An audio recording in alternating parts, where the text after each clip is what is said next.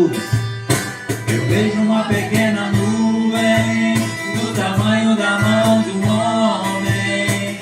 Esse é o sinal que a sua chuva vai descer. Eu vejo uma pequena nuvem no tamanho da mão do homem. Mas esse é o sinal que a sua chuva vai descer. Vai chover, vai chover. Abre as comportas do céu e vai chover, vai chover. Abre as comportas do céu. E se pedirmos, Jesus virá e como chuva descerá. Se pedirmos, Jesus virá. Então clame, então grite, então chame por Ele. Vai chover, vai chover. Abre as comportas do céu e vai chover, vai chover. Abre as comportas. Mais uma vez, só a igreja. Vai chover, vai chover. Abre as comportas do céu. Vai chover, vai chover. Abre as comportas do céu e vai chover.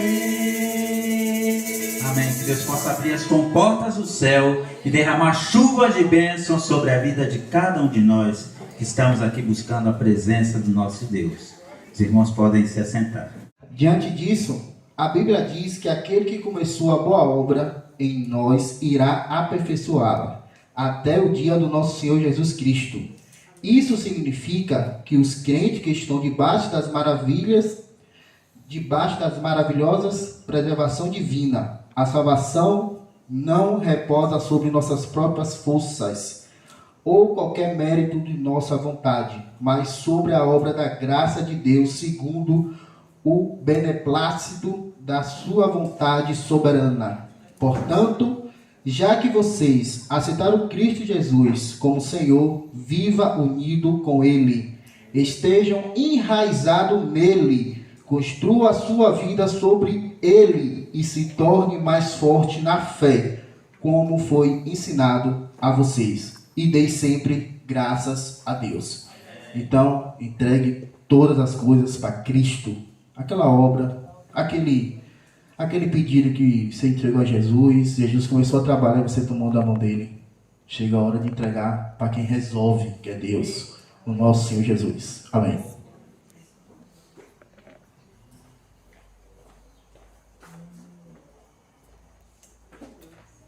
Queridos, nós teremos culto quarta-feira,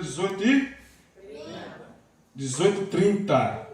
Lembrando que domingo, dia 3, nós teremos culto 18h30 da quarta-feira.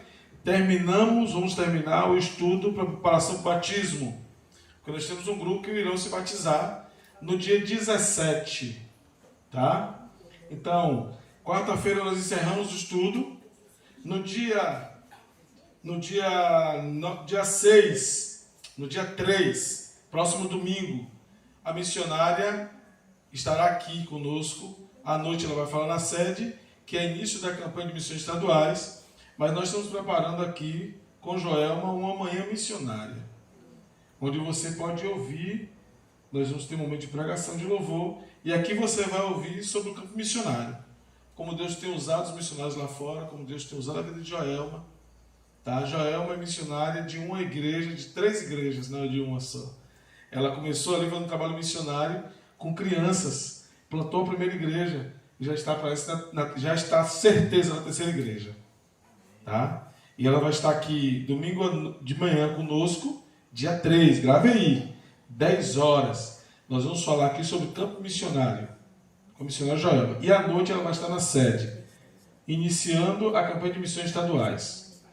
Lembrando, missionária Joelma, de Kijing. Quem sabe onde é Kijing?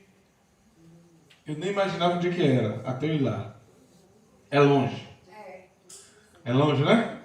Pronto, aí sabe. Depois de Tucanos, depois do Jorro, e anda. Longe. Então você vai ter a oportunidade de ouvir. Às vezes nós impomos dificuldades para pregar o Evangelho.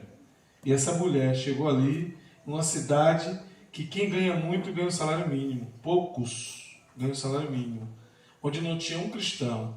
E ela começou com criancinhas assim, ó, que chamavam ela de Miss. Miss. Até hoje ela é conhecida como Miss. A missionária Joelma. Ela vai falar domingo de manhã, 10 horas, conosco. À noite na sede. No dia 6, quarta-feira, nós vamos ter lá na sede profissão de fé. Então nós queremos levar toda a congregação. O culto de primeira quarta-feira agora vai ser aqui, final do estudo. Na próxima quarta-feira, todos nós queremos levar para lá para a sede. Certo? Então o culto não vai ser aqui, será lá. Porque aqueles que irão se batizar, vocês verão a profissão de fé deles. Tá? Verão a profissão de fé. Preparação para o batismo, profissão de fé. E aí já está preparado o batismo, que será quando, Ciel? Dia 17. Dia 17. Terceiro domingo. À noite. Nós levaremos toda a congregação novamente. Tá bom? Então você já está sabendo, se você souber que alguém vai vir. Quarta-feira, dia 6, eu vou lá para... Não, a igreja vai toda para a sede, para a igreja mãe. Na quarta-feira. E dia 17 novamente. Quem não tem carro, não tem locomoção, nós temos a van. A van vai pegar aqui na porta, vai fazer o inverso. A van pegar na sede, trazer para aqui, a van vai pegar aqui, levar para a sede, pegar da sede e trazer para aqui novamente. Tá bem? Amém. Amém, queridos. Prepare para esse dia, hein? Que Deus abençoe.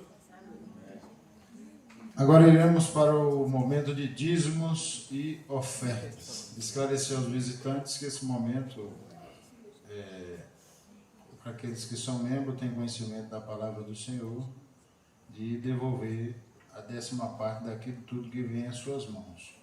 Aos visitantes é mera liberalidade. Se quiserem ofertar, é mera liberalidade. Então chamar a nossa missionária Ninha e o seu marido, Romário, para fazer o recolhimento dos dízimos e ofertas.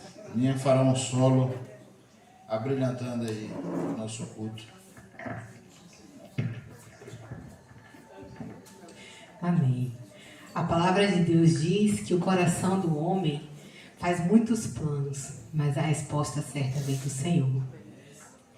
E às vezes a gente fala assim: Senhor, eu estou com medo. E Ele diz: não temas. A gente fala: Senhor, eu não consigo. E Ele diz: eu te ajudo. No final, o que vale, o que conta é o que Deus nos diz. Não o que os outros dizem, ou até mesmo o que o nosso coração diz, mas o que Deus diz é o que está valendo. Então que a gente possa estar sempre atento e sensível à voz de Deus. Amém?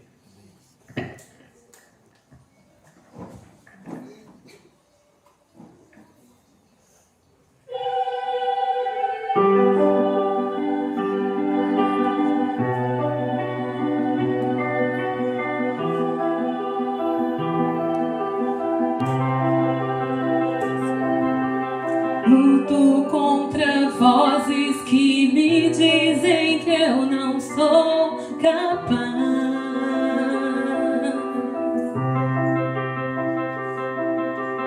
Contra enganos que me dizem que eu não vou chegar lá.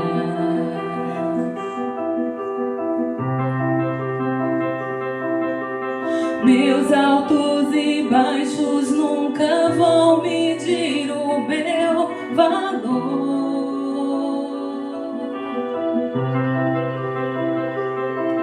A tua voz me lembra e me diz quem realmente sou.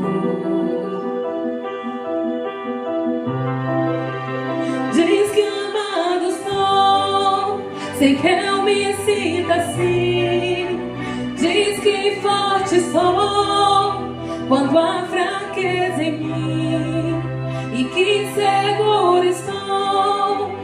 frágil me senti, que não estou só, pois eu pertenço a ti. Eu creio sim, no que diz sobre mim.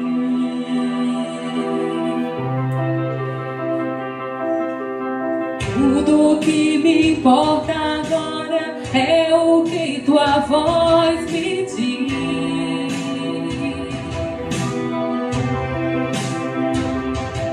A minha identidade, meu valor, só encontro em ti. Diz que amado sou, sem que eu me sinta assim. Diz que forte sou quando há fraqueza em mim, e que seguro estou se frágil me sentir, que não estou só, pois eu pertenço a ti. Eu creio sim, no que diz sobre mim.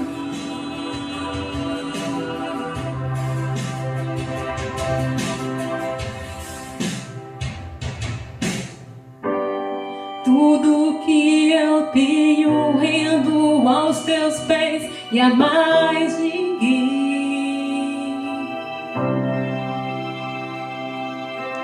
Te dei meus fracassos, minhas vitórias te darei também.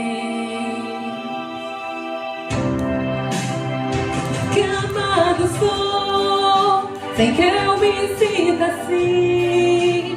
Diz que forte sou quando há fraqueza em mim, e que seguro estou se frágil me sentir, que não estou só, pois eu pertenço a ti.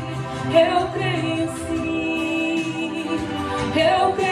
sim, no que diz sobre mim. Eu creio sim, no que diz sobre mim.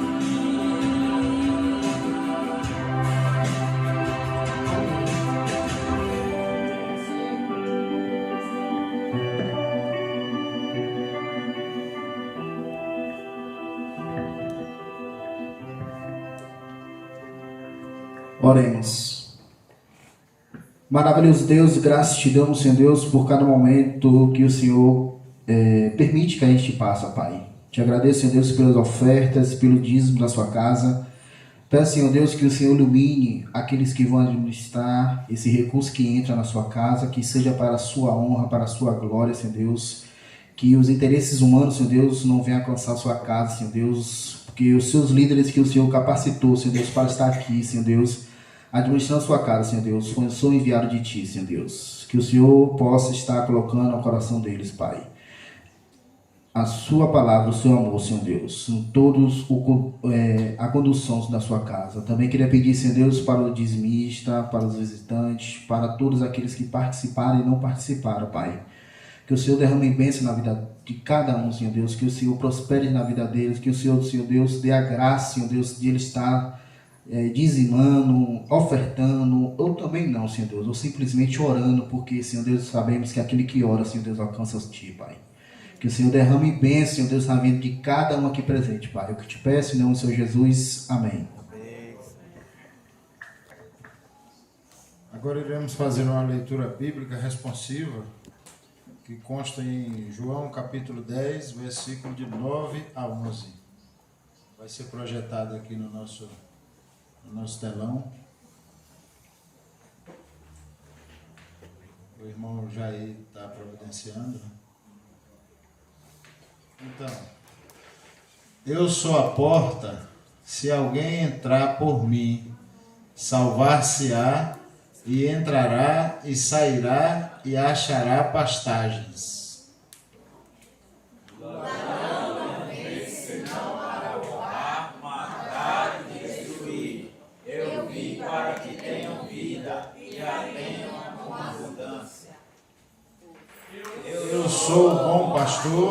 bom pastor dá a sua vida pelas ovelhas. Amém. Cântico.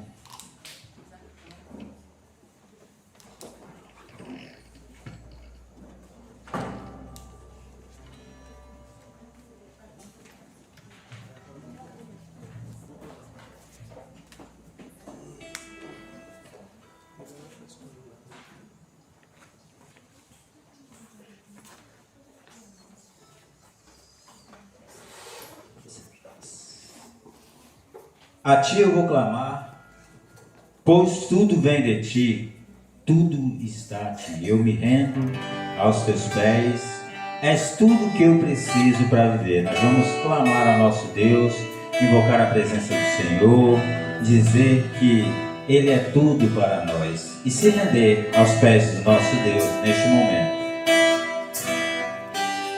A ti eu vou clamar,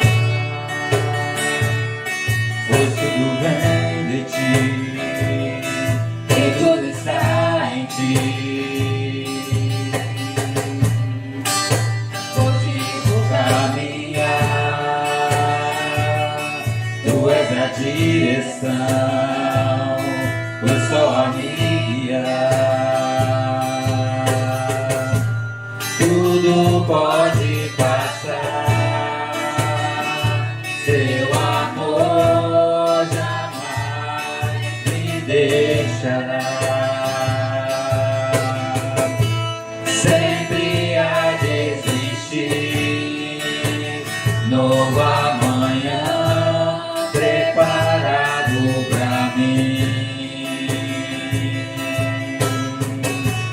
preparado pra mim. A ti eu vou clamar do início.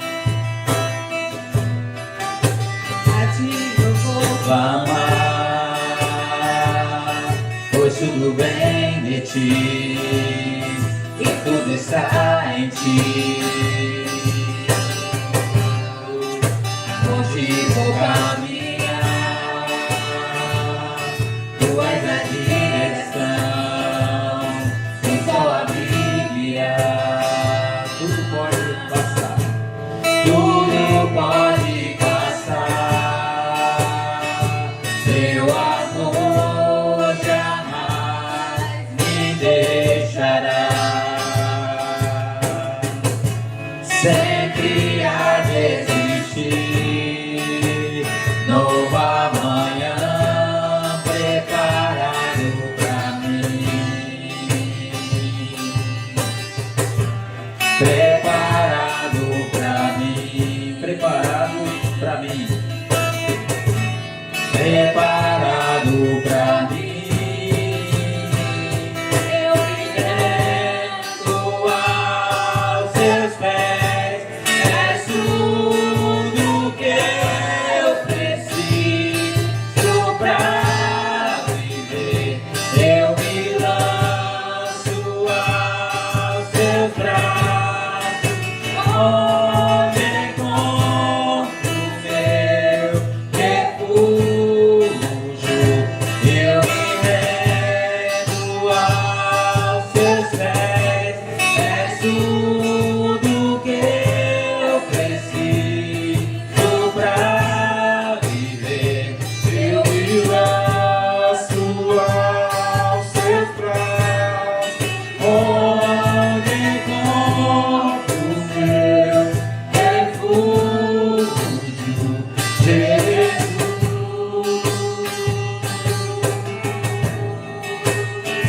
Eis-me aqui,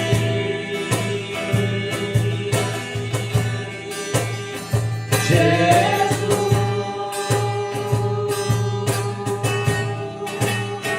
Eis-me aqui.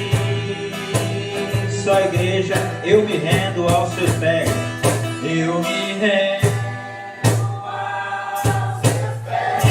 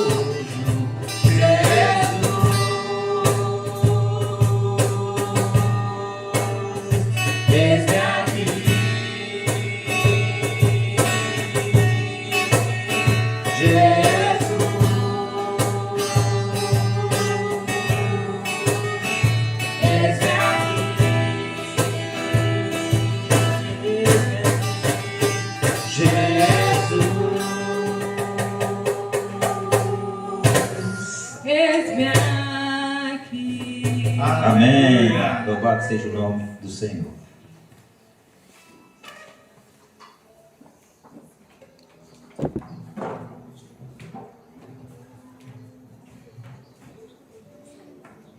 Nós iremos para mais um momento de oração. Agora, pelas famílias, Formoso Kids e pelos aniversariantes do mês, né, do mês de junho, que já vai se finalizando. Tem alguém aqui que fez aniversário no mês de junho, aniversário de casamento, idade? O irmão Israel.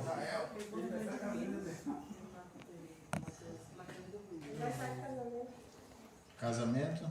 Tem mais um casal. Casal? Amém. Aniversário de casamento, fica de pé em nome de Jesus.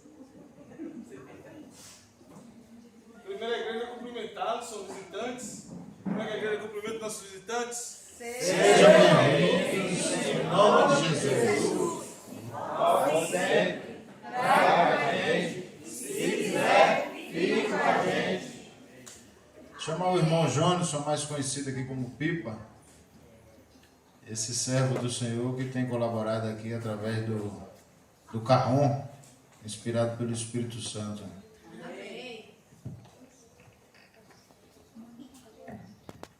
Oremos. Senhor nosso Deus e nosso Pai, graças te damos, Senhor Deus, por esse momento, Senhor Deus, estamos aqui, Senhor Deus, te cultuando, Senhor Deus, exaltando e glorificando o teu santo e poderoso nome, Senhor Deus. Neste momento, Senhor Deus, eu quero apresentar a vida do teu servo Israel, Senhor Deus. Esse servo que tem, Senhor Deus, se dedicado à tua obra, Senhor Deus. Continua, ó Deus, usando a vida dele, Senhor Deus, para a glória do teu nome, Senhor Deus. Amém. E onde ele colocar a planta dos pés dele, Senhor Deus, seja abençoado por ti, Senhor Deus. Ser com ele, Senhor Deus, a todo momento, Pai. Ele tem sido uma bênção em nossas vidas, ó Deus. Pai querido, Pai amado, também eu quero apresentar, Pai, a vida desse casal, Senhor Deus, que completou mais um ano, Pai, de casamento, Senhor Deus. E que essa data seja prolongada por muitos e muitos tempos, Senhor Deus. Porque Tu é o amor, Pai, Tu é a expressão do amor, Senhor Deus. Ó Pai, obrigado por tudo, Senhor Deus. Continua, ó Deus, abençoando, Pai, o Teu povo, a Tua igreja, Senhor Deus. Continua, ó Deus, abençoando esta congregação, Senhor Deus. Que o Senhor esteja, Pai, no centro de nossas vontades. Que nós estejamos no centro da Tua vontade, Pai. Obrigado por tudo, Senhor Deus. Continua conosco, Senhor Deus. Recebe, Pai, nosso culto, nossa adoração, Senhor Deus. E suba como um cheiro suave, Pai, Tuas narinas, Senhor Deus. Ó Pai, não temos palavras, ó Deus, para te agradecer, Pai, por tão grande amor, pelo Teu cuidado, Pai. A Tua palavra diz, Senhor Deus, que Teu amor nos constrange, Senhor. Obrigado, Senhor Deus, por tudo, Senhor Deus. Continua abençoando, Pai, a vida de Israel. Continua abençoando a vida deste casal, a Tua família, Senhor Deus. Obrigado por tudo, Pai. É o que oramos e agradecemos. Em nome doce e precioso do Teu Filho amado, nosso Senhor Jesus Cristo. Amém. Amém. Agora nós vamos desfrutar dessa voz suave, também inspirada pelo Espírito Santo. E além de tudo, filha desse nosso líder, o irmão Adervan, que hoje pregou ali na igreja sede. Foi uma palavra edificante, que serviu muito, acredito, para aqueles que tiveram a oportunidade de assistir. Aqueles que não assistiram ainda, está disponível no YouTube. Mas edifica e renova a gente diante do que a gente pratica, diante de tudo aquilo que a gente lê, e a gente sabe que o Evangelho é daquela forma, né? O Evangelho tem que avançar, tem que ser expansivo, e a gente tem que se colocar ao dispor para poder engrandecer o reino de Deus. Então a irmã Milena fará um solo aqui.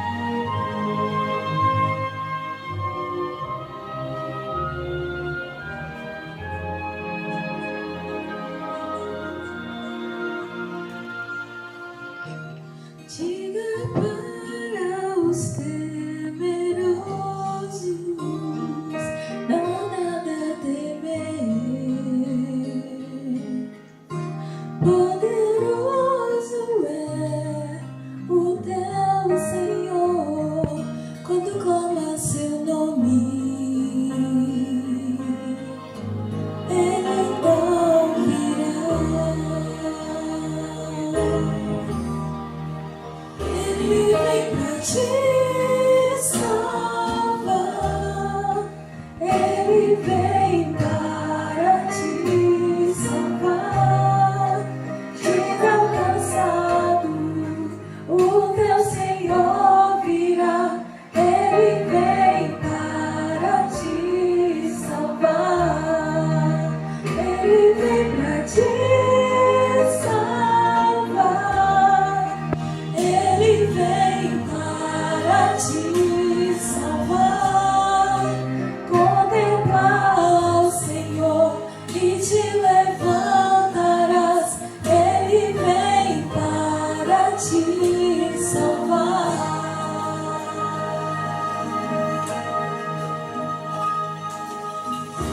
Diga para os abatidos, não percam a fé.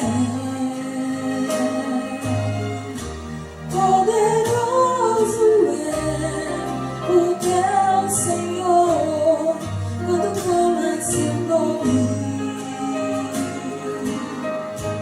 Ele então virá. Ele vem pra te salvar. Ele vem para te salvar. Diga ao cansado, o teu Senhor virá. Ele vem para te salvar. Ele vem pra te salvar. Ele vem para te salvar. Contemplar ao Senhor e te levantarás. Ele vem para te salvar. Ele é o teu refúgio em meio às lutas, o escudo na tempestade, a dor e na tristeza, fortaleza em meio à batalha.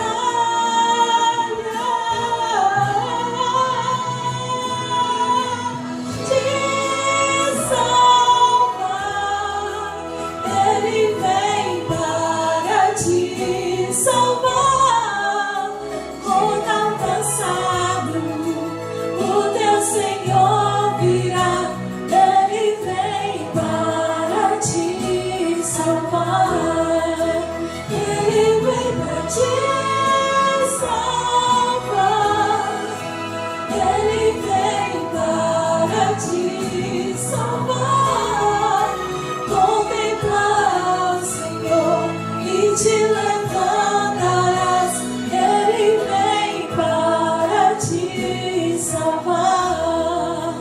Contemplar o Senhor e te levantarás.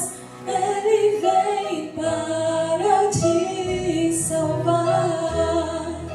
Contemplar o Senhor e te levantarás. Ele vem para te salvar.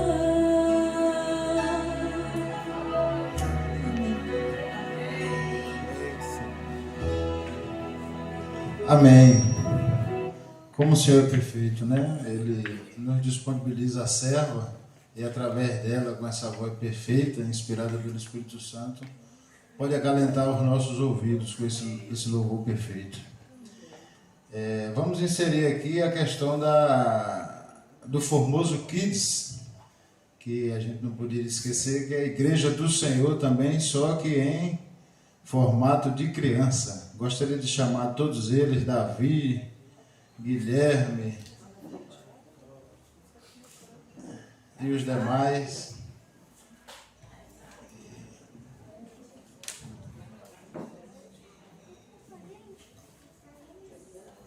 tantos outros que hoje estão ausentes, mas se fazem presentes através do Espírito Santo. E o Senhor tem disponibilizado também as nossas missionárias, né? As tias, a irmã Diana, que tem servido ao Senhor de maneira exemplar, com tanta destreza. A irmã Laíse, que é esposa do nosso líder também, Anselmo. E a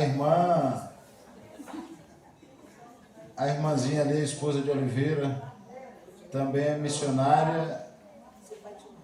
E também a irmã Val, queridíssima irmã Val.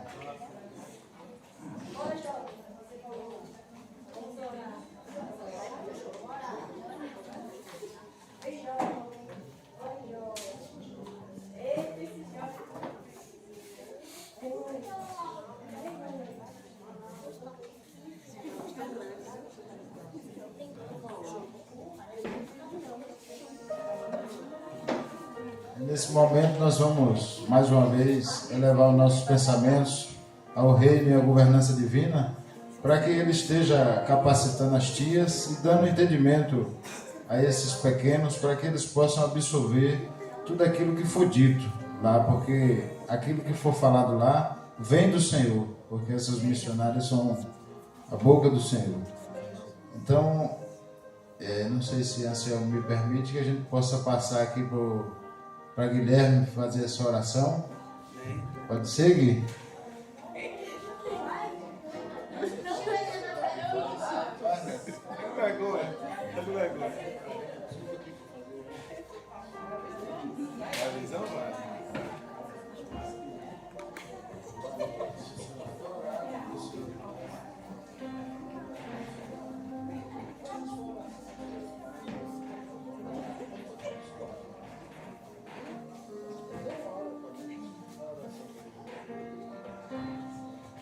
Senhor, muito obrigado por esse dia e por essa noite abençoada. Amém. Que você possa ajudar cada dia a ser assim bom como esse, Senhor. Amém. Que todos os dias o Senhor possa entrar na nossa casa com sua presença. Amém. Para que nós possamos ser abençoados. Amém. Que as pessoas que não te conheçam a partir de alguma plataforma como o YouTube ou o Instagram. Amém. Muito obrigado, Senhor. Em nome de Jesus. Amém. Amém.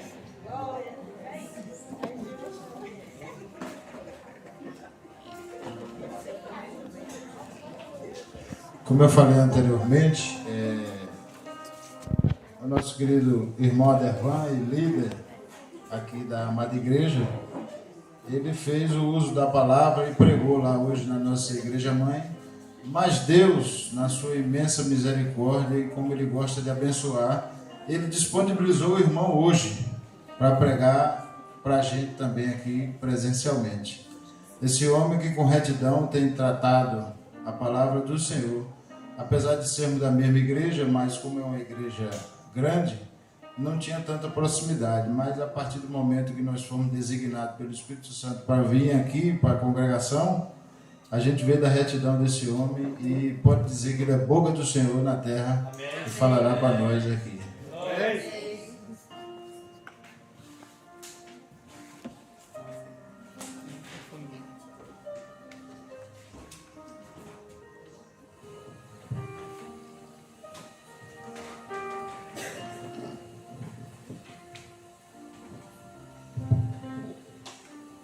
A gente vai conhecendo o Raimundinho aos poucos, né?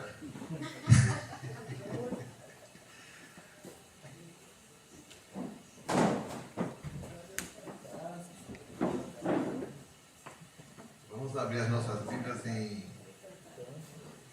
no Evangelho de Marcos. No Evangelho de Marcos, capítulo 2.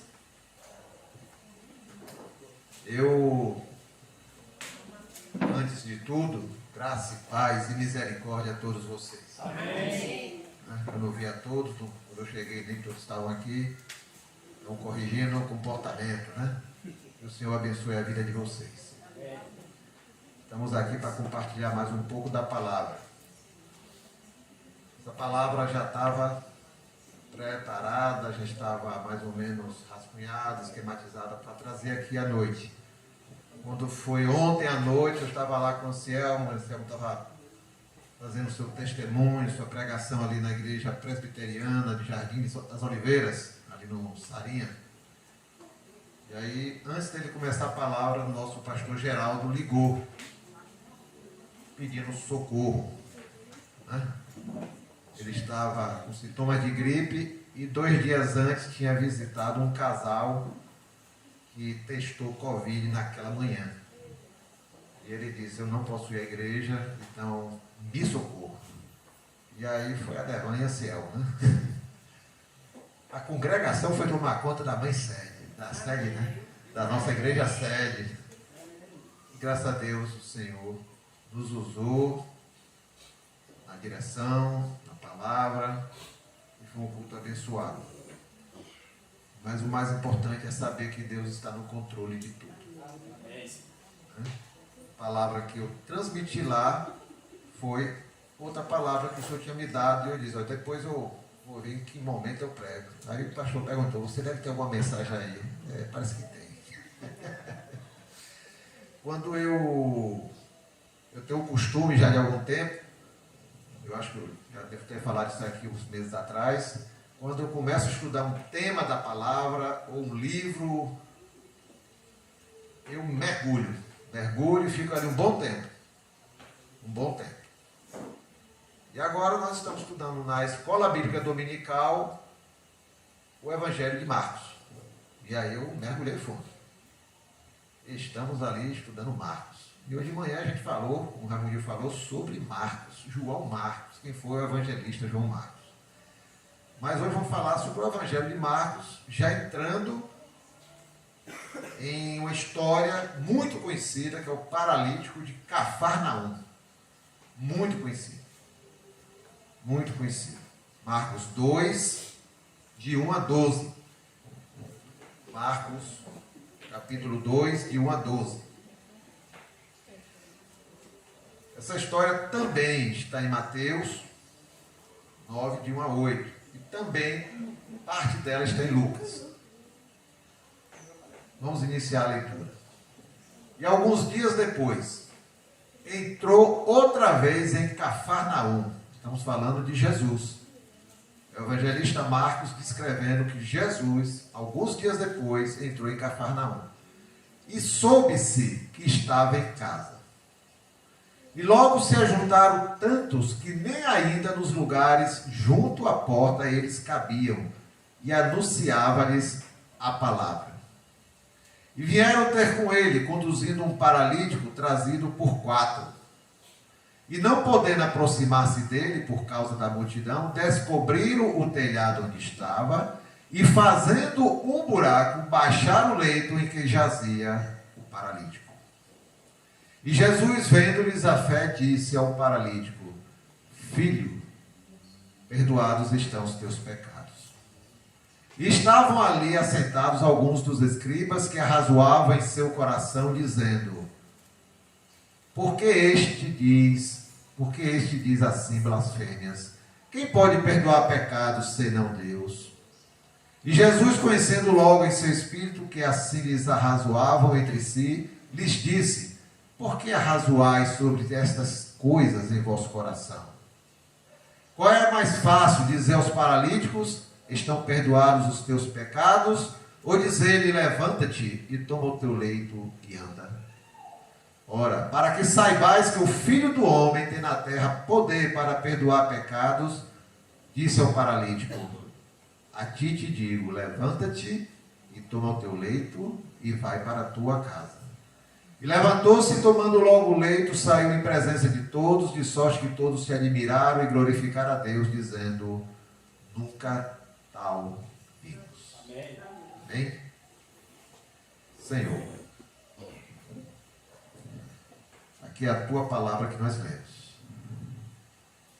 E pedimos que teu Espírito Santo venha trazer clareza e entendimento aos nossos corações, às nossas mentes, para que sejamos alimentados pela genuína palavra do Senhor. fala aos nossos corações, edifica a tua igreja, edifica todos nós, no nome de Jesus. Amém. Amém.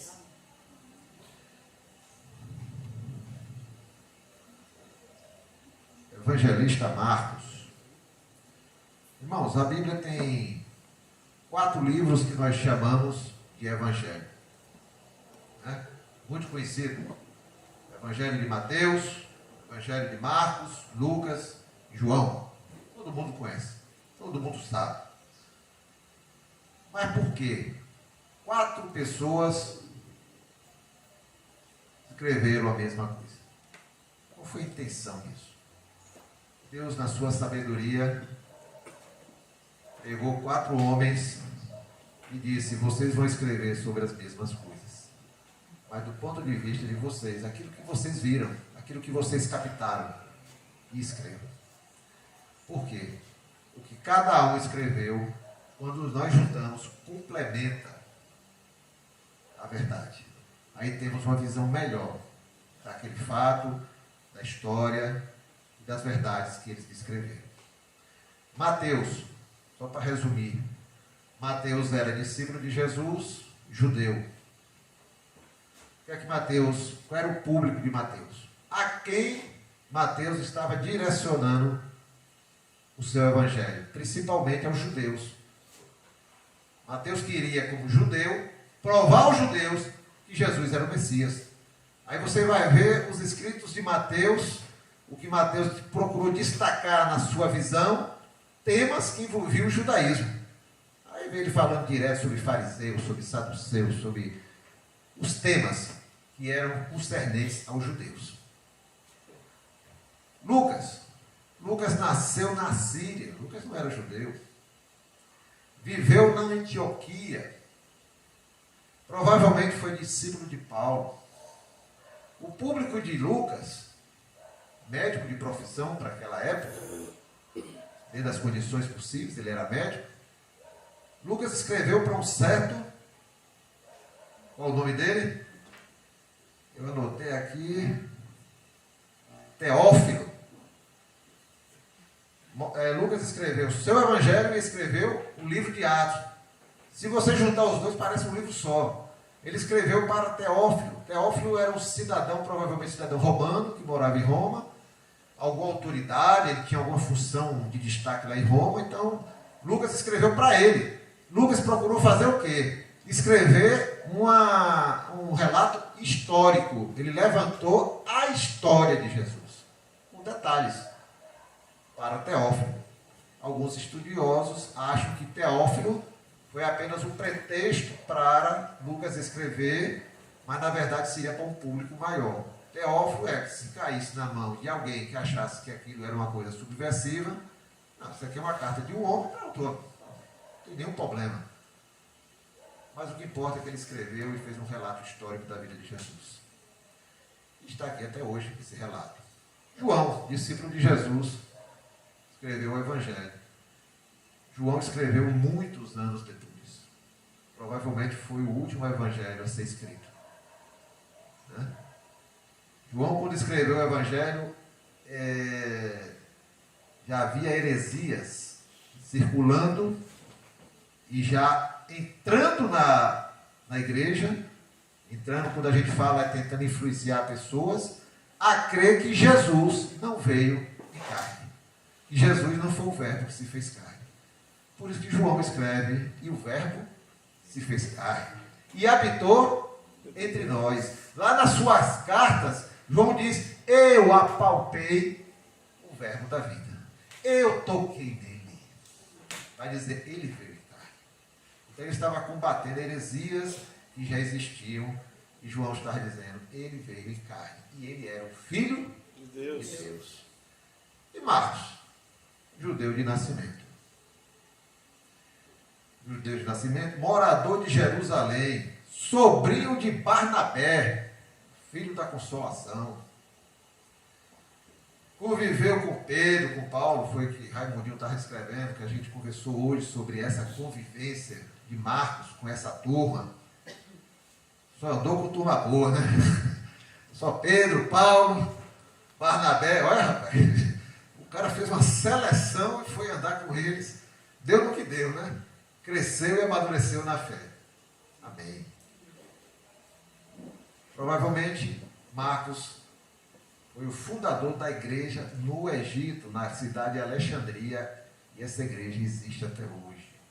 É uma igreja enorme que tem lá, só de cristãos. Fundada por Marcos, o evangelista. Né?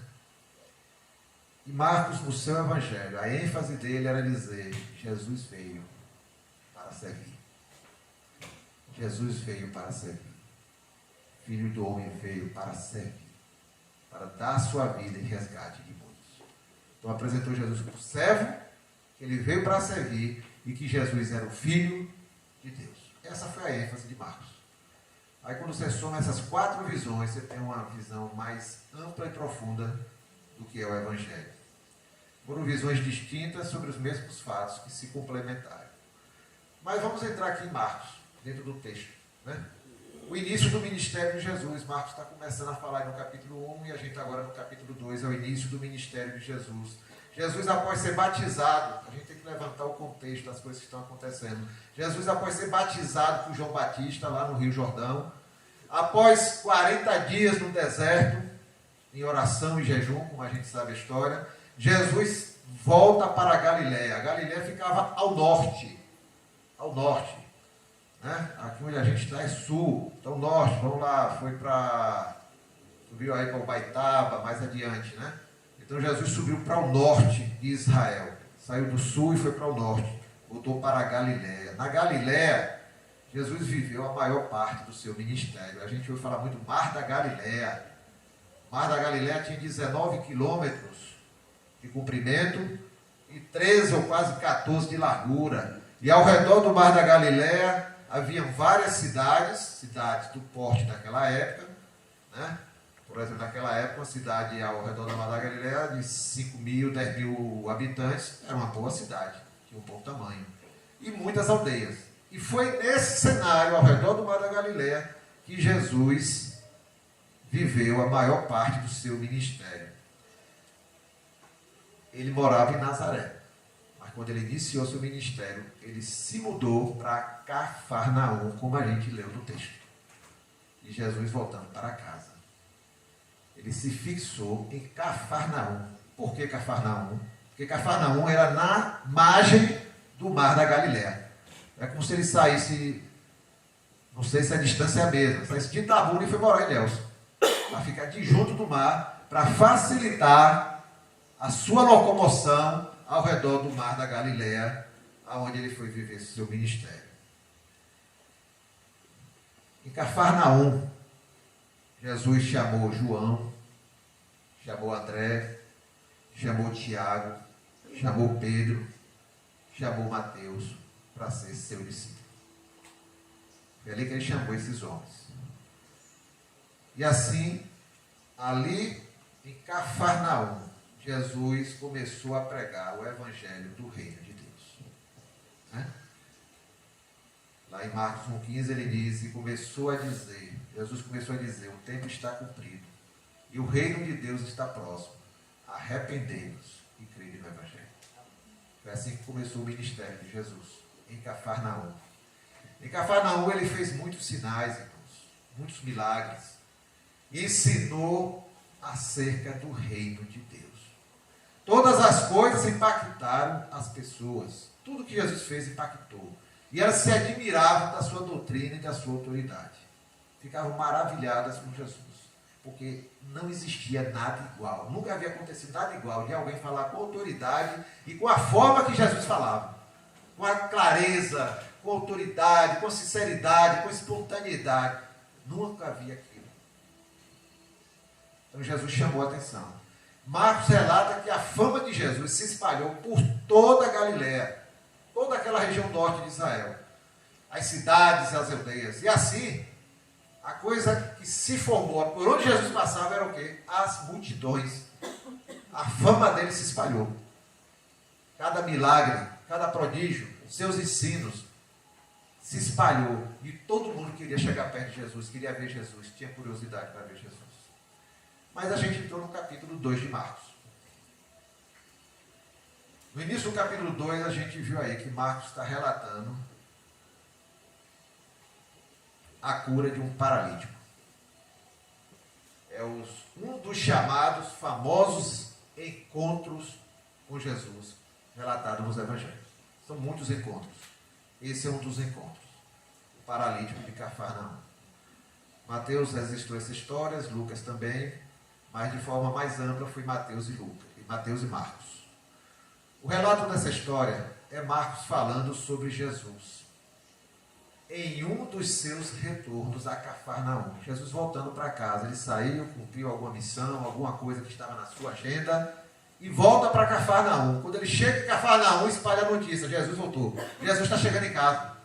E aí, a gente leu aí o texto, encheu de gente ao redor da casa. Ninguém esperava Jesus descansar.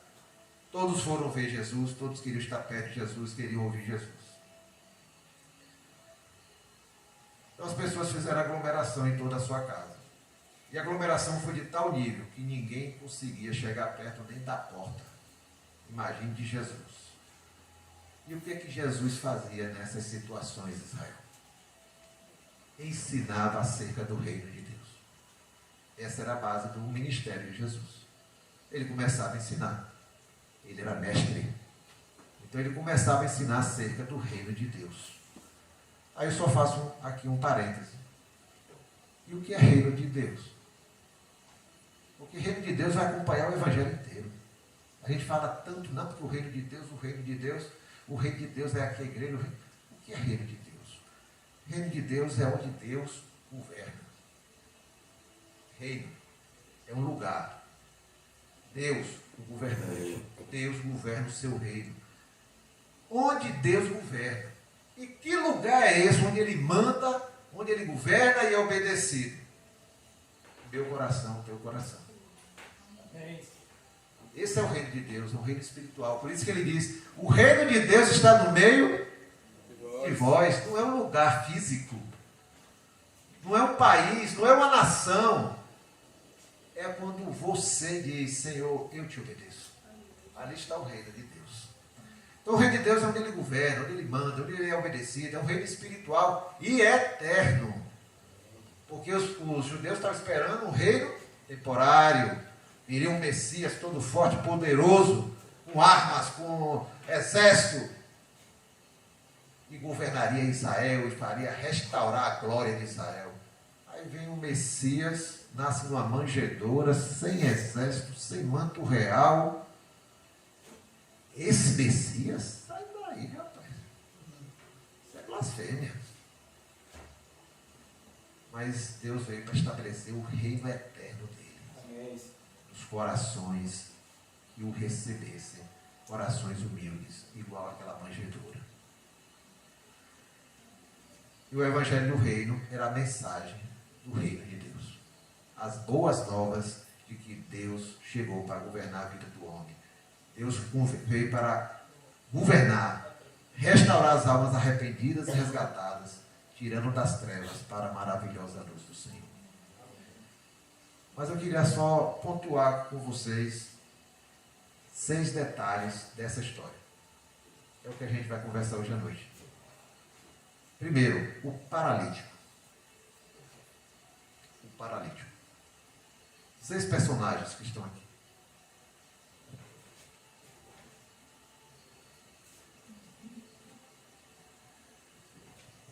O paralítico de Cafarnaum. A história é conhecida por esse detalhe.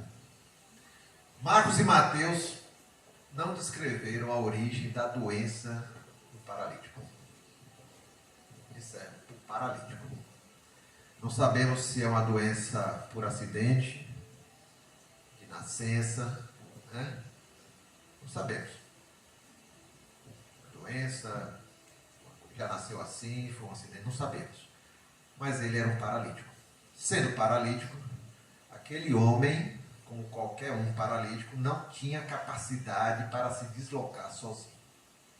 Aquele homem dependia sempre da boa vontade, da disposição e da disponibilidade das pessoas em o ajudarem.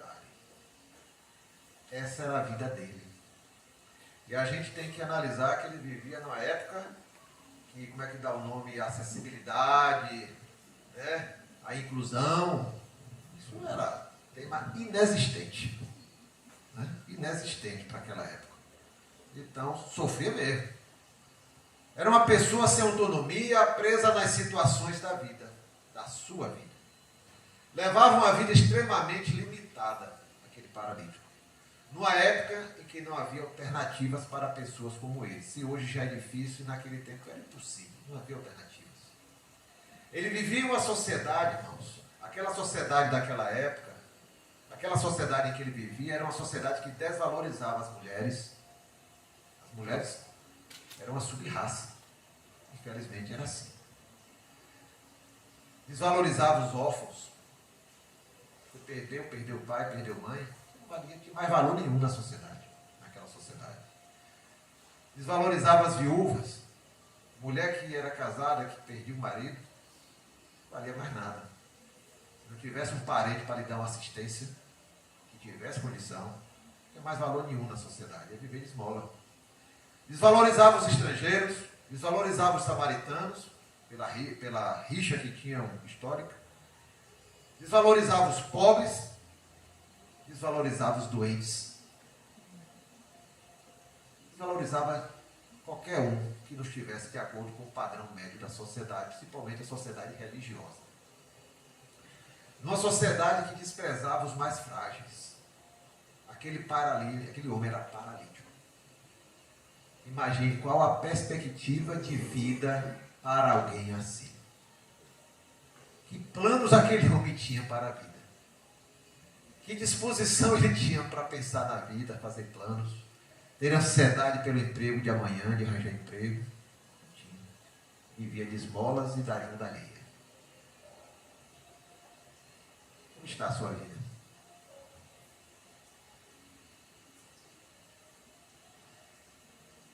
Na nossa sociedade atual, na nossa vida atual, há muitas pessoas semelhantes àquele paralítico. Mesmo andando, trabalhando, estudando, se movimentando no meio da sociedade, são pessoas sem nenhuma perspectiva, desanimadas, pessoas que parecem sãs, mas na verdade são doentes, em estado vegetativo. Semelhantes a alguém que está no leito de hospital vivendo por aparelho. Aparência de pessoas saudáveis. Mas se você tocar, desmorona. Quando bota a cabeça no travesseiro, se encontra com a realidade da vida. Umas semanas atrás eu estava conversando com um colega, e esse colega sempre foi aquela pessoa cheia de si, mas descobriu uma doença. E essa doença tem risco de morte. E ele desmoronou. Desmoronou. A gente tenta falar do Senhor, mas ele não quer ouvir. E aí está em estado vegetativo, mesmo respirando e andando e trabalhando. Quando você toca, ele desmorona. São paralíticos da vida atual. Pessoas que estão vivendo como se fossem aparelhos de hospital, apenas sobrevivendo para respirar.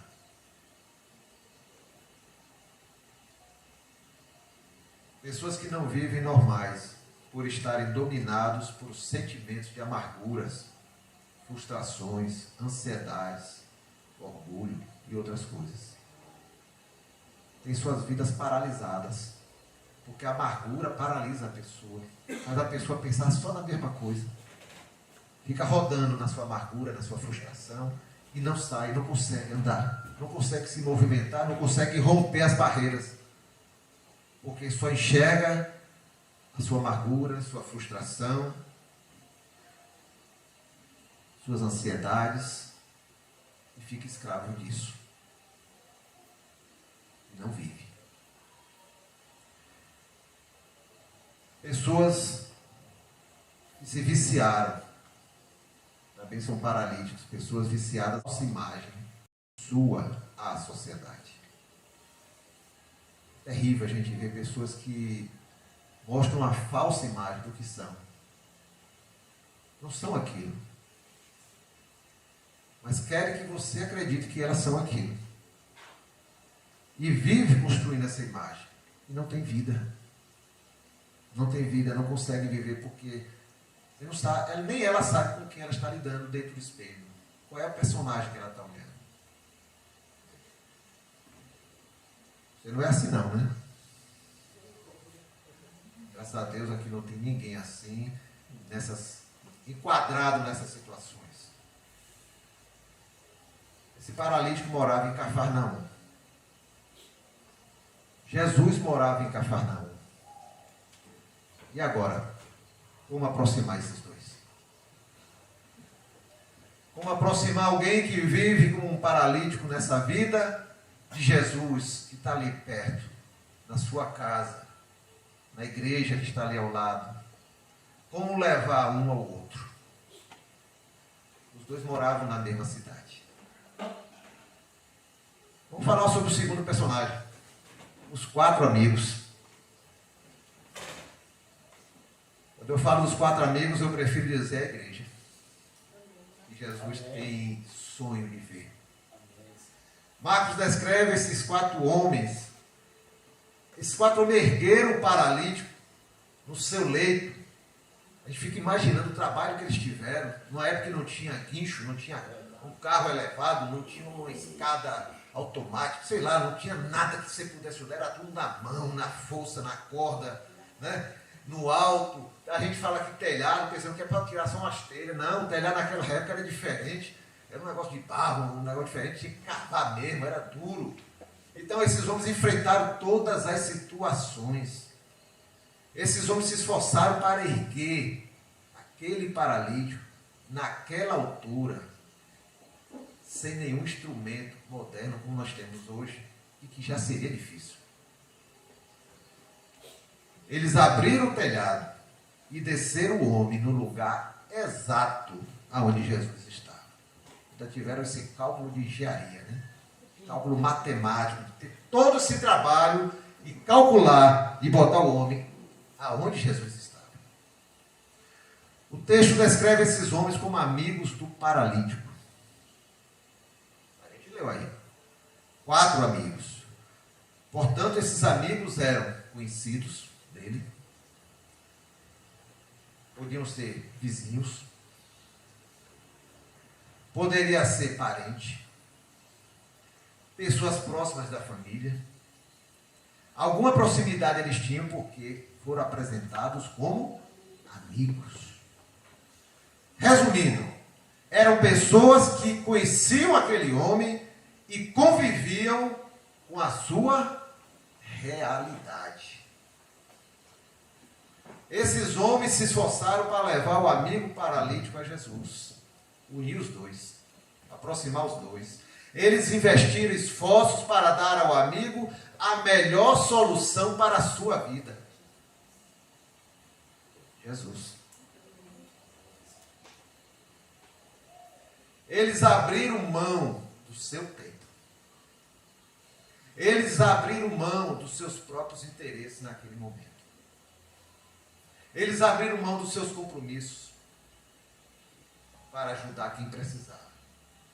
Esse é o verdadeiro amigo. Marcos diz que Jesus, a gente leu aí, viu a fé deles. Vocês lembram do texto? Jesus vendo-lhes a fé, viu a fé deles, dos 4. Vendo-lhes a fé, Jesus viu. Jesus viu o coração deles, daqueles 4 homens, movidos para quê? Servir o amigo. Levar o amigo à melhor solução para a sua vida. Foi todo o esforço que esses amigos fizeram. Jesus viu a disposição sincera e doação pelo próximo naqueles homens. Jesus viu que eles criam que o amigo poderia ser agraciado pelo Mestre. E desprenderam todos os esforços para levar o seu amigo a Jesus. Essa é a missão da igreja. Levar os nossos parentes, nossos amigos, nossos colegas, nossos vizinhos, as pessoas com quem temos relacionamento, levá-los ao Senhor. Essa é a missão da igreja. Jesus vem do-lhes a fé e ajudar aquele homem a quê? A levar a Jesus. Você e eu fomos resgatados do reino das trevas para o reino de Deus. Eu, você, já fomos abençoados. Agora é nosso papel levar outros a Jesus. Essa é a função da igreja. Essa é a nossa missão. Jesus veio para servir, como Marcos descreve de forma tão clara no seu Evangelho. Jesus veio para servir, para dar a sua vida em resgate de muitos, como Marcos descreveu. Aqueles que dizem crer em Jesus, aqueles que dizem que seguem Jesus, agora é hora de doar suas vidas para resgatar outros para Jesus. Essa é a função da igreja. Levar a Jesus aqueles que nos seguem, aqueles que fazem parte do nosso convívio e dos nossos relacionamentos. Essa é a nossa missão. Aí Jesus vai ver a nossa fé, como viu daqueles 4 amigos. Mas vamos avançando. O terceiro personagem, a multidão. O texto descreve a multidão cercando a casa. Era sempre assim. As multidões estavam onde Jesus estava. Mas quem formava essa multidão? Quais eram as pessoas que formavam essa multidão? Muitos queriam ouvir os ensinos de Jesus. Sempre há pessoas sinceras dentro, querendo ouvir alguma coisa, aprender alguma coisa. Então havia algumas pessoas sinceras. Mas outros queriam ver os milagres. Opa, vai ter milagre hoje, vamos ver, eu quero ver o negócio lá. Fogo vai descer. Então vem milagre. E, se possível, ser beneficiado com algum deles.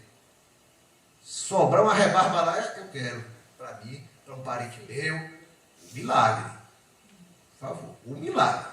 Jesus é Jesus. O milagre é outra coisa. Eu quero o milagre. Outros iam lá por curiosidade. Como é que não vai ter curiosidade mesmo, né? Ver aquela agitação, milagre, palavra, multidão. Imagine uma cidade de uns 5 mil habitantes, e daqui a pouco tem 10 mil pessoas dentro da cidade, vindo de outras aldeias, de outras cidades, tudo ao redor da casa de Jesus, Jesus fazendo milagres, falando, pregando e tudo. Quem é que não vai numa cidade? Não vai? Vai lá ver sim, com certeza. Então muita gente ia por curiosidade, outros iam para criticar, como a gente viu aí no texto. Ia para criticar, para procurar erro, procurar falha, procurar algo para acusar. Mas Jesus nunca se empolgou com as multidões. Jesus nunca se empolgou com as multidões. Jesus veio para formar discípulos, não multidões. Jesus veio para formar a sua igreja, não templos recheados de pessoas. Discípulo é aquele que reconhece a autoridade do seu mestre, se submete aos seus ensinos e segue seu exemplo de vida. Isso é o discípulo. Foi esse que Jesus veio buscar aqui e veio chamar. E sejamos seus discípulos. Quando Jesus falou sobre o preço para ser seu discípulo, qual foi a reação da multidão? Deu as costas, largou ele sozinho com os 12. A multidão, como se diz, deu linha. Esse preço eu não quero não. Está alto demais. Deram as costas e foram embora. Por isso que Jesus perguntou aos 12, e vocês querem ir também? E aí Pedro tem aquela resposta que nós conhecemos. Para quem iremos nós? Não se iluda com a multidão. Não nos iludamos com a multidão. Os templos cheios de pessoas, não querem dizer que as pessoas estão dispostas a andar com Jesus. Muitos frequentam as igrejas por causa das amizades que tem ali. Por causa dos familiares que já estão ali há muito tempo. Muitos frequentam em busca dos benefícios que eles conseguem ali dentro daquela instituição. Muitos frequentam certas igrejas por causa do status que dá ser membro de tal igreja, ou ser membro de outra igreja, ou eu sou membro da igreja do pastor fulano de tal. Muitos frequentam igrejas para exibir seus talentos, suas habilidades, mas não porque Jesus está lá. Jesus nos chama para sermos seus discípulos, andar com Ele, aprender com Ele, não para estarmos no meio da multidão que quer ver espetáculo ou tirar lucro com tudo que está acontecendo ali. Vamos para o quarto personagem. Os religiosos. No meio da multidão, havia alguns líderes religiosos. Eram os escribas, famosos. O que era escriba? Eles escreviam as escrituras que existiam até aquela época nos pergaminhos. Então não havia imprensa, tinha que escrever. Então eles escreviam. Então se tivesse 10 pergaminhos ali, tinha sido escrito por um escriba. Então tinham vários escribas. Então, de tanto eles copiarem as escrituras, agora eu sou o alto conhecedor das escrituras. Sei tudo que está lá. Sou autoridade. E era isso que eles estavam fazendo lá, para conferir o que Jesus estava ensinando. Faziam parte da elite religiosa do judaísmo. Os escribas transcreviam os pergaminhos e se achavam assim, dignos de respeito pelo título de ser escribas. Eles estavam ali buscando motivos para criticar e desfazer a obra de Jesus. Enquanto os 4 homens se destacaram pela fé e pela doação de suas vidas pelo amigo, os religiosos chamaram a atenção pela incredulidade, pelo coração duro e pela falta de sensibilidade com as coisas de Deus. Eles que deveriam ser o exemplo, era o exemplo negativo. Eles tinham títulos de grandeza e destaque no meio religioso. No meio religioso. Detinham muito conhecimento intelectual das escrituras, os escribas, mas não perceberam Jesus como Messias, como Filho de Deus. Nas mesmas escrituras estava previsto, as escrituras que eles tanto transcreviam, eles não conseguiam perceber Jesus na frente deles. O conhecimento intelectual, irmãos e meus amigos, não é garantia de entendermos as coisas de Deus. Se o nosso coração não estiver rendido ao governo de Deus, o Espírito Santo não poderá nos dar o entendimento do que está escrito ali na Bíblia. O conhecimento intelectual não é garantia de entendermos as coisas de Deus. Precisamos entender isso.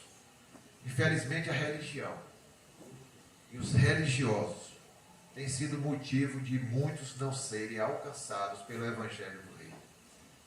Os escândalos, púlpitos longe de Deus, os mercadores do Evangelho, a política e os políticos no meio da igreja, a visão de engrandecer a instituição e não de alcançar as almas, criam barreiras para os que precisam da salvação em Jesus.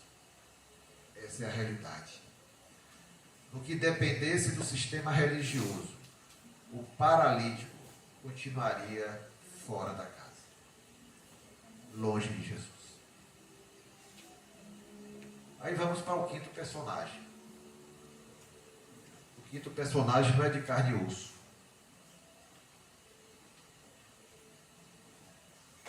Embora tenha muitos ali. Cafarnaum. Jesus foi morar onde? Cafarnaum. Cidade que teve o privilégio de ter que morador ilustre? Jesus. Você imaginou? Jesus morando na sua cidade. Ou ia fazer tanta coisa. Será? Jesus foi um morador ilustre de Cafarnaum por muito tempo. Ele não ficava ali direto. Saía, cumpria a missão, voltava. Saía, ia para outra cidade, voltava. Saía, então era assim. Ele ia e voltava. O povo de Cafarnaum viu Jesus manifestar a presença de Deus. Jesus manifestou a presença de Deus ali naquela cidade. Naquela região sofrida e desprezada pelos anos de guerras, séculos de guerra, de opressão, de ter sido esmagado no passado pelo Império Assírio, de ter sido separado de Israel, de Judá, da região sul, e de ter sido humilhado, e praticamente foi uma região que desapareceu como Israel. Então era uma região sofrida, região de sombras, como o profeta falava. E nessa região de sombras apareceu uma grande e maravilhosa luz, e foi Jesus. Cafarnaum teve a oportunidade de ver o Messias, o Filho de Deus, andando em suas ruas, cuidando do seu povo. Foi um abundante derramar da graça de Deus profetizado lá em Isaías e Oséias. Jesus andando nas ruas de Cafarnaum, cuidando do povo, abençoando, curando, ensinando pessoalmente. Isaías 9:2 ele diz: o povo que andava nas trevas viu uma grande luz, sobre os que habitavam na terra da escuridão resplandeceu a luz. Está falando da região norte de Israel, onde estava Cafarnaum, ali toda aquela região da Galileia. Em Cafarnaum, quando a gente vai ler os evangelhos, a gente vai ver que Jesus curou a sogra de Pedro, está lá registrado. Jesus curou o paralítico de Cafarnaum, como a gente está falando aqui hoje. A filha de Jairo foi lá. A mulher do fluxo de sangue foi lá. O servo do centurião romano foi lá em Cafarnaum. O homem da mão mirrada dentro da sinagoga foi lá. Libertou muitos endemoniados ali em Cafarnaum. E pregou o evangelho do reino ali em Cafarnaum. Esses são os que estão bem claros, registrados. Mas em Mateus 11, 23 e 24, vou pedir a Jair para colocar aí. Mateus 11, 23 e 24. Jesus descreve algo terrível sobre Cafarnaum. Está aí. E tu, Cafarnaum, que te ergues até os céus, serás abatida até os infernos. Porque se em Sodoma tivessem sido feitos os prodígios que em ti se operaram, teria ela permanecido até hoje. Porém eu vos digo que haverá menos rigor para os de Sodoma no dia do juízo do que para ti. Jesus vinha falando sobre 3 cidades. A terceira foi Cafarnaum. Cafarnaum viu todos esses milagres. Jesus morou lá, andou pelas suas ruas. Jesus cuidou daquele povo. Mas o povo não se converteu. Cafarnaum é a prova de que igrejas cheias, multidões cercando Jesus dentro de Cafarnaum. Milagres acontecendo. Muitos pensam que avivamento é a igreja cheia, acontecendo milagres, poder sendo derramado. Isso não conduz as pessoas ao arrependimento. Muitos pensam que avivamento é isso. Encher a igreja, ver milagres, ver espetáculo.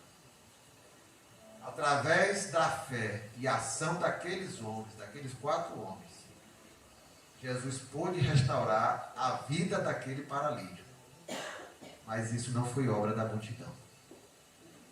Isso não foi obra dos religiosos. Isso foi obra da fé daqueles 4 homens. A igreja verdadeira. E vamos para o último personagem. Faltou quem? Alguém falou. Jesus. Tudo que Marcos e Mateus relataram nos seus evangelhos acerca dessa história estava na agenda de Jesus. Na agenda dele estava que ele ia se encontrar com aquele paralítico. Que aquele paralítico chegaria perto dele para ele fazer uma obra na vida daquele homem. Estava na agenda do Senhor. Estava na sua agenda o encontro com aquele homem. Jesus iria restaurar aquela vida. Como a gente cantou, Milena cantou aqui, ele veio para nos salvar. veio para nos salvar, ele veio para salvar. E aquele homem estava na agenda de Jesus. Aquele homem clamava por misericórdia, por socorro ao Senhor. E tinha 4 amigos que levariam aquele homem até Jesus. A obra de Jesus é completa. Ele entra em nossas vidas e alcança todas as nossas áreas, e foi o que a gente viu no relato. Quando o paralítico foi colocado na frente de Jesus, Jesus atuou em todas as áreas da vida daquele homem. E Ele quer atuar nas áreas da nossa vida, do mesmo jeito. Essa é a obra de Jesus. O muro armado, o muro chamado multidão, foi superado para aquele homem chegar a Jesus. A barreira da incredulidade de Cafarnaum, como a gente viu, foi vencida. Aquele homem chegou até Jesus. A confusão que os religiosos fazem nas mentes das pessoas, foi desfeita, e aquele homem chegou até Jesus. Nada impediu aquele homem de chegar até Jesus. O amor ao próximo ajudou aquele homem paralítico a chegar até Jesus. 4 pessoas creram e tiveram compaixão daquele amigo e fizeram todos os esforços para levar aquele homem a Jesus. Em Mateus 9:2, o apóstolo Mateus, o apóstolo, descreve que o homem paralítico está agora diante de Jesus. A gente está lendo Marcos e vamos pegar Mateus, que descreve esse detalhe que está lá em Mateus. O homem agora, o paralítico, Jesus está aqui. O paralítico está na frente dele. Esse agora é o cenário. Está nas mãos do Mestre. Está na mão do Messias. Está nas mãos do Filho de Deus. Agora é o paralítico diante de Jesus. Não há mais multidão. Não há mais incredulidade. Não há mais telhado. Não há mais religiosos. E a Bíblia diz lá em Mateus 9:2, e Jesus, vendo a fé deles, diz: Filho. Olha o que ele está dizendo. Jesus, filho, tem bom ânimo. Perdoados estão os teus pecados. Primeira coisa que Jesus diz àquele homem: filho, tem bom ânimo. Jesus primeiro trata os problemas escondidos atrás da paralisia. A paralisia era o que eu via, o que você via.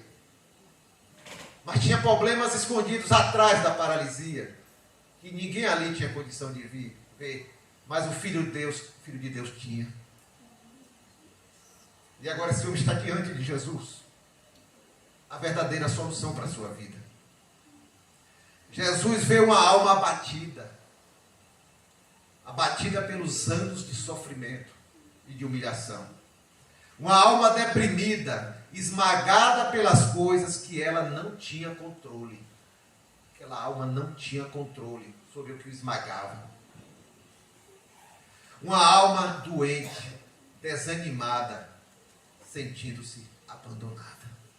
Foi isso que Jesus viu naquele homem, por isso ele diz: filho.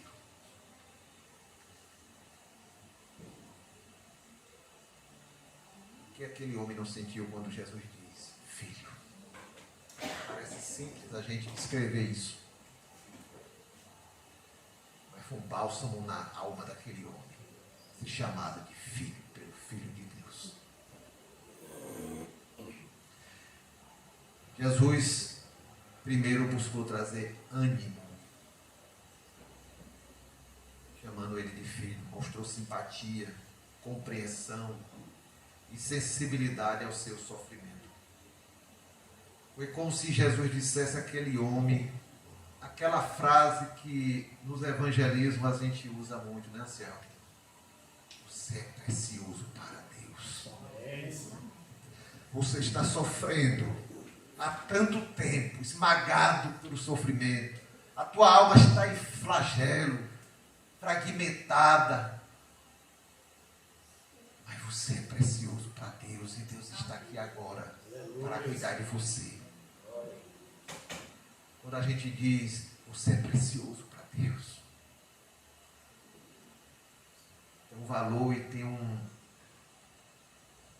força espiritual, no mundo espiritual, essas palavras. E vem do Senhor para aquela vida que está recebendo. Você é precioso para Deus.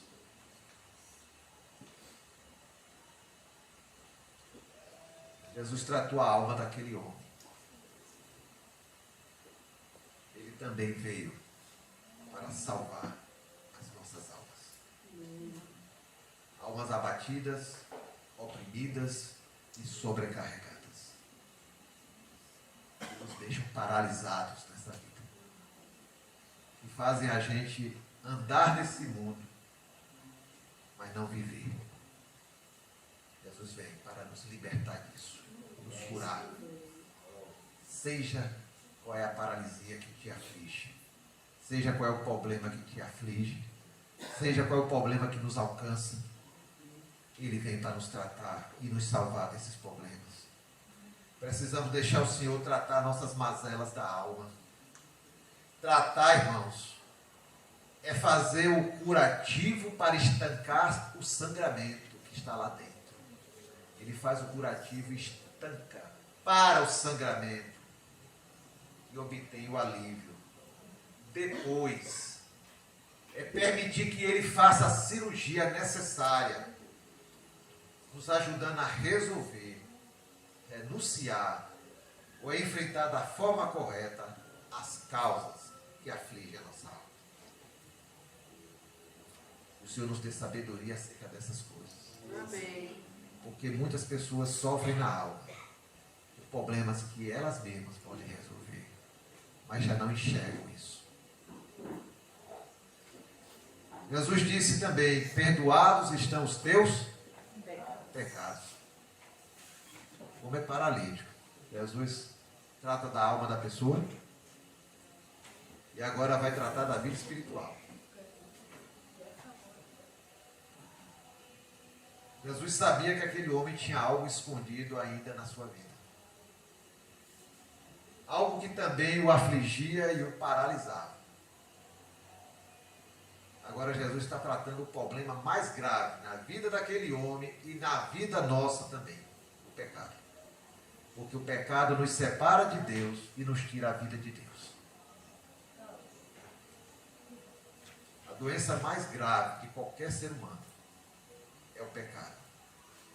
Por isso Jesus tratou imediatamente. O pecado não é para ser tratado depois, é logo. Filho, perdoados estão os teus pecados. Algo acompanhava o interior daquele homem. A multidão não tinha condição de ver. Os religiosos não tinham condição de ver. Mas Jesus viu. Nem os amigos tinham condição de ver. Mas Jesus viu. E tratou esse problema. Esse problema esmagava aquele homem. Jesus viu isso. Os amigos não podiam ver, a multidão, os religiosos, mas Jesus o livrou da carga mais pesada que levava nos seus ombros. Essa é a obra que Jesus mais quer fazer na minha vida e na sua.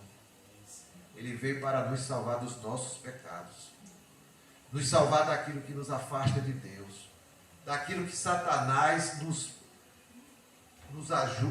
usa para nos acusar, nos fazendo sentir inúteis para Deus. E aí vem o desprezo que a gente acha que tem de Deus. E nos isolamos de Deus. E nos isolamos mais ainda da solução, que é o próprio Senhor. Essa é a obra que Jesus mais quer fazer em nossas vidas. Nos curar dos nossos pecados. Jesus veio para nos salvar, irmãos, da falsa religiosidade. Que cercou aquele ambiente ali. E que impedia aquele homem de chegar ao Senhor. Questionando Jesus. Não crendo em Jesus. Jesus veio nos salvar da falsa religiosidade, dessa religião falsa, da parte falsa da religião, que afasta o homem de Deus, porque causa uma confusão nas nossas mentes. Jesus veio nos salvar de achar que frequentar uma igreja é seguir a Deus. Ele nos chamou para ser seus discípulos. Jesus veio para nos salvar da multidão que não tem compromisso com Deus. e não se importa com as vidas que estão ali dentro da multidão. Se você cair, vão passar por cima. Assim é a multidão. Jesus veio nos salvar dos falsos religiosos, daqueles que com seus títulos nos afastam da verdade do Senhor. Jesus veio nos salvar de Cafarnaum. Esse mundo é uma grande Cafarnaum. Esse mundo recebeu o Filho de Deus. O Filho de Deus que viveu entre nós, andou entre nós, fez prodígios, fez milagres, ensinou o Evangelho do Reino. Mas essa grande Cafarnaum, como aquela Cafarnaum, rejeitou o Filho de Deus. E tem rejeitado até hoje. E tem rejeitado não só o Filho de Deus, mas todo aquele que o segue. Não tem esperança nesse mundo. A única esperança é Jesus. Amém. Jesus disse, finalizando: levanta-te, toma o teu leito e vai para a tua casa. Foi isso que o paralítico ouviu. O agora ex-paralítico. Ao curar o homem, Jesus mostrou a todos ali, a multidão, aos religiosos, aos incrédulos e aos homens de fé, e ele não tinha limites. Ele era o Filho de Deus que tinha vindo ao mundo resgatar as nossas vidas. Não importa qual é o problema. Não importa o problema com que chegamos a Ele. Ele pode resolver tudo. Ele é soberano. Qual é o teu problema? Qual é a tua aflição? Qual é o teu pecado? Jesus sabe. Ele nos conhece. Cada detalhe das nossas vidas. Mas Jesus veio para te salvar. Jesus veio para te salvar dos teus pecados. Jesus veio para te salvar de você mesmo, nosso maior inimigo, nós mesmos. Jesus veio nos salvar da falsa religião. Muita gente diz que não seguia Jesus porque não sabe qual é a religião verdadeira. Toda religião é falsa. É seguir a Jesus a verdadeira religião. Essa é a religião verdadeira. Ele veio formar discípulos. Conheça Jesus e siga Jesus. Jesus veio nos salvar das multidões desse mundo que tentam nos impedir de chegar à verdade, que nos tentam impedir de entender o que é a igreja do Senhor. Não perca essa oportunidade. Sua decisão tem valor eterno para você. Essa é a história do paralítico de Cafarnaum. Essa pode ser a nossa história. Jesus quer te salvar. Amém? Amém? Que o Senhor nos abençoe. Amém. Ele é o Filho de Deus que andou entre nós e tem poder para fazer qualquer coisa em nossas vidas. Não se deixe vencer pelas multidões que tentam nos impedir de chegar ao Senhor. Não se deixe vencer pelos falsos religiosos, verdadeiros, mas estou falando dos falsos, que nos afastam das verdades do Senhor. Não se deixe vencer pelos incrédulos, que independente de ter milagre ou não, eles nunca vão acreditar. Não se deixe vencer por nada. Vá até Jesus. Vá até Jesus. Ele é o Filho de Deus que veio para salvar o homem dos seus pecados. Amém? Amém. Amém. O Senhor nos abençoe. Doutor Raimundinho.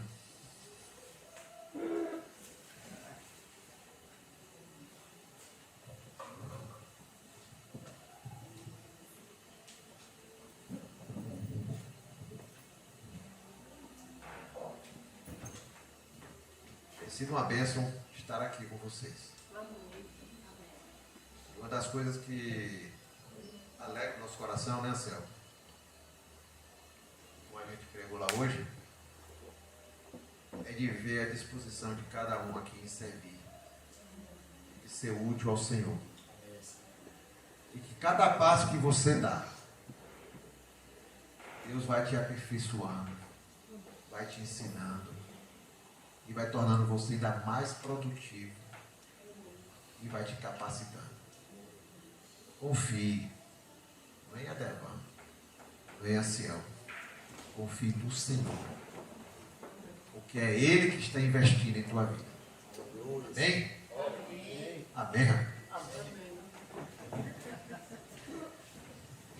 Então, irmãos, fica claro aí pela palavra pregada, a soberania do Senhor diante das nossas vidas, das nossas dificuldades. E que nós sejamos como esses 4 homens, sejamos igreja, onde quer que chegamos, que a gente possa estar levando o Evangelho, expandindo o Evangelho, porque nós sabemos que Jesus é a verdade, é o caminho, a verdade e a vida. O nosso culto vai chegando ao final, nós agradecemos a presença de todos, que Jesus possa estar nos conduzindo no retorno aos nossos lares, nos dando uma boa noite de descanso e que a semana que se inicia hoje seja abençoada. E mais uma vez eu reitero que coloquemos tudo na mão de Deus. Ele nos deu espírito de ousadia. Então a gente não precisa temer o mundo, porque ele venceu o mundo. Vamos agora orar, finalizando. E oremos então.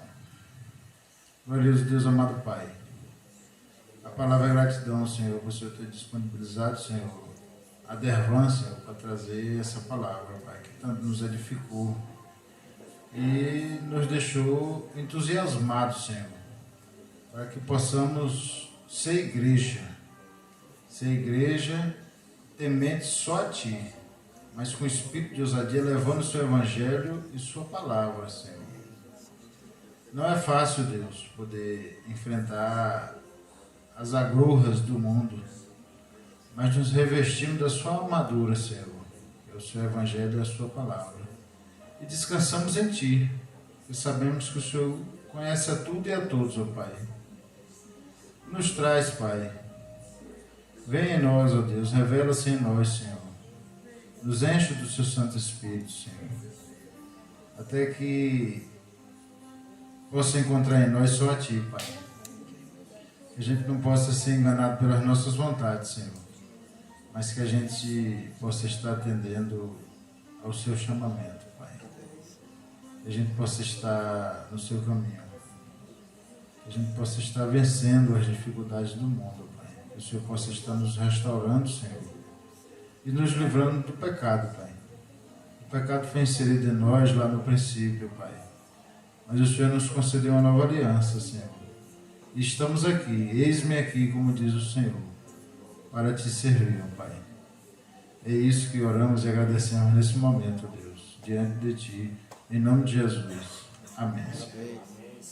Oração silenciosa e que a gente possa estar retornando para casa, mais uma vez edificado por tudo que foi dito aqui. Uma boa noite a todos. Amém.